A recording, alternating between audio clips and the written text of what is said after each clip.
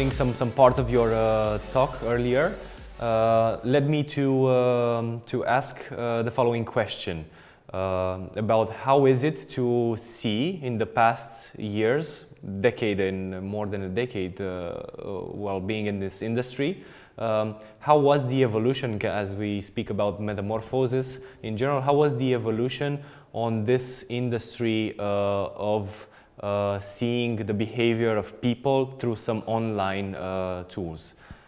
Okay, so I think you can divide it for two parts. I think the first part, as I say, the last 10 years, we saw a major adoption of people moving from regular phones, or what we call, feature phone, to smartphones, to the one that we all have today, the one that allow you to... Does most of the job. Yeah, it does most of the job. It's like a little computer on your pocket. So we saw that happening, and in the last, I would say, 3 to 4 years, it's became a standard. Most of the people have these phones and they interact with them.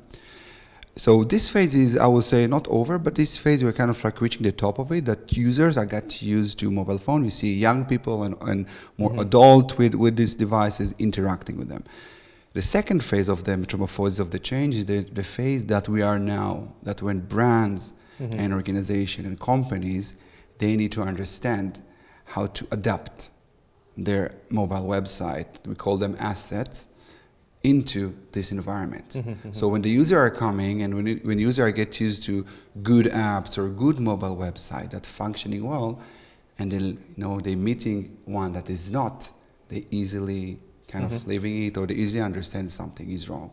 So the main change, the main work that companies are doing and we are doing with them in many cases is to help them to go to this metamorphosis. It's to help them to understand it's not just the technology, it's like how people use this device and what they expect and what they want and how you give them the ability to get it.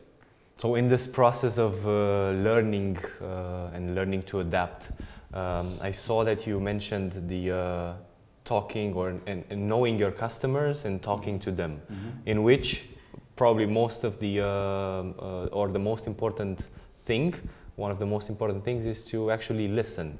How could you evolve or help a society to evolve towards more listening and less, like acting before all the circumstances? I think so. So one of the things that, and I talk about it here, is one of the things that we introduced to brands and companies this year is a different way of user testing. So user testing and talking to users been around for many, many years. It's not a new concept. Yeah. The way that I and my team looked at that is, in most of the cases, user testing are done by a specific group in the organization, by the design team or the product team. Until it's arriving, or until it's they find some time with the CEO and with the decision makers, it can take months and it can be kind of deprioritized, because they are having other projects and other decisions to take. We decided to do something different by putting people that never experience this kind of interaction with users in the same room. So the CEO can see in his own eyes, in many cases for the first time, how users are happy, or in many cases struggle, with the website, and how much money he spent on promoting his brand, but when users interacting with this brand, the simple things are not working. The site is not loading. They are not understanding what the product, they don't understanding what the value proposition. So we want them to understand it better, and we want the people that make the decision to understand it better. So that's what we do. And we are now pushing it out of Israel. So this idea started in Israel, and we're pushing it to Europe and hopefully to the US, to make sure that decision maker in the company get the understanding of what is happening. Because if you're attending one of these days, what we call a mobile lab, and everyone sit together and see the same flaws and challenges that the user feel, everyone is bonded, everyone is a one team, have one mission to fix everything.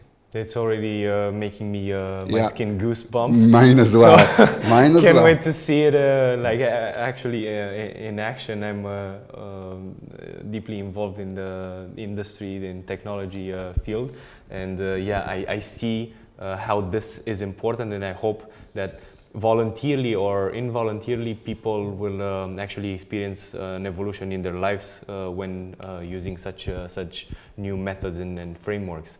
But this feeling of living something magic and gives you goosebumps, I think it's deeply connected to the passion that you're working in this field. But when did it happen for you to have a change towards what you're doing now? So to actually, like get in the, align yourself with what you're doing now. That's actually gave me a goosebump when I think of it. So I started at Google 11 years ago in Europe, in Dublin, in our headquarters, being part of building the Israeli support team, very fresh out of university. And I was always curious about technology, not being a developer, but being very, very techy, understanding some languages, can talk with developers. And what I found after my third year at Google, we talk about 2011, that mobile is becoming very big. And I decided that I want to understand a bit more about advertising, about how it works, about user experience. And the beauty in our company is you're the master of your own career. So you can find a path, share it with your manager and say, this is my new thing, 20%, 30% of my time. And as I keep going in the company, this thing grew. Mobile became massive. Yeah. Companies do not know how to really act with this thing. A lot of technologies are kind of being adopted. Some of them are good, some of them are bad. And in a way, suddenly I find myself managing a very talented team, much smarter than me, more talented in many ways, which I'm very lucky to have. It's achievement, yeah. But we are doing a big change.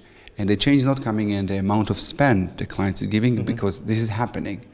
But the change is in the discussion and kind of like crafting the strategy for companies that somewhat got lost. Because there are so many stakeholders that pulling from many sides. And when you're coming from the outside and you back up with data, you back up with what users are saying, you can start a process kind of like a clean slate, a clean page, and build something that is a bit better. But it's I guess it's my passion and the ability in the company to learn and opportunities like this one. Who thought? Who knows that from having this pilot of running user testing with C-levels like 2 years ago, it will become 30 experiments that we had this year, 100 more in 2020, and this product going to be exploded in Europe and hopefully in the US very soon. So, yeah. Okay, so what could be the triggers that some of them happened to you that were announcing this change and transformation and going deeper into some of the passion that can be shared by some of the ones watching now? Yeah. So I think markers. Yeah, I can divide it for probably 3 things. I think curiosity is one of the biggest things I had since I was a kid. My mom was always, laughing at me, being very curious, asking all the questions, want to know how things work. So curiosity and healthy curiosity is something that is in me, but it's something that you can develop. So if you find something or you see something that you don't understand, take 10 minutes. You got a smartphone, you can Google it, you can search it, you can learn more. And maybe it's something that you can go towards in your future. So curiosity. And the second thing I found very useful is all of us, we can be self-taught. There are so many platforms and so many ways that you can learn new things. And that's how I learned most of the stuff I'm talking or doing or dealing. And I think if you find this passion, being curious, and find this passion, make some time to learn. You don't need to be learning very deep. You need to make sure that you understand it. You can go deeper if you want, but take the time to learn. And the third thing, which is very important, is the people. I'm trying to work and surround myself with people that are willing to change and not the one that are really not. They are very kind of rough and stand, because when we succeed with people that are willing to change and we do it faster, the others look on it as a lighthouse. and others look on it as, you know, oh, we can do that as well. So I'm trying to find in my career the enablers, the people that make me, you know, achieve my dreams, achieve my goals, can dream big with me.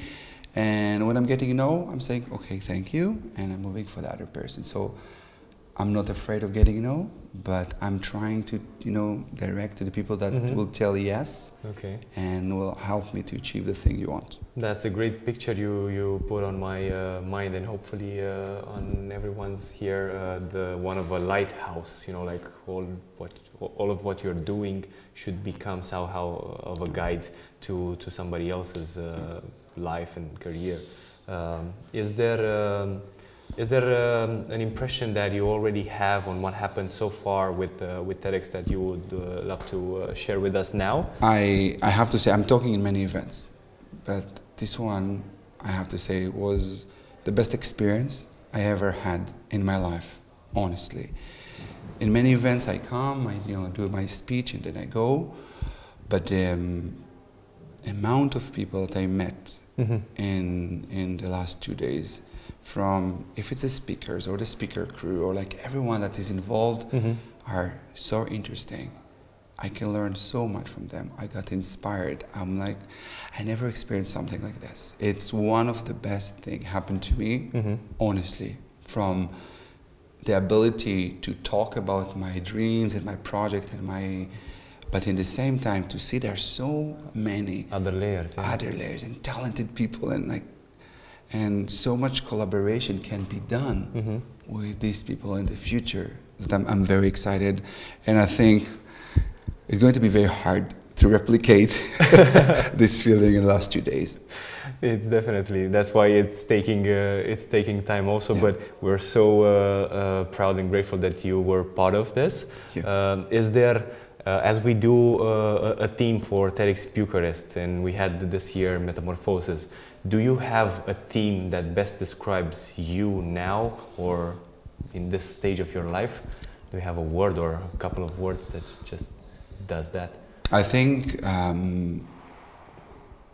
will say it a couple of words, but I think what clicked to me that in the last 1 year I was working on this project and I saw the impact, but I couldn't see what is actually happening. And the last 2 days gave me the ability to understand, I'm talking about myself and this is what you're looking for, that I can change.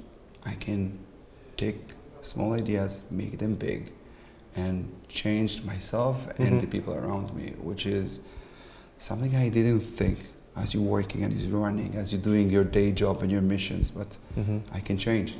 I can not just make a dent, I can fix a dent. Okay, that creates a big spark, and I have again the goosebumps. Thank you. Thank you for being here. Thank you for sharing this with us.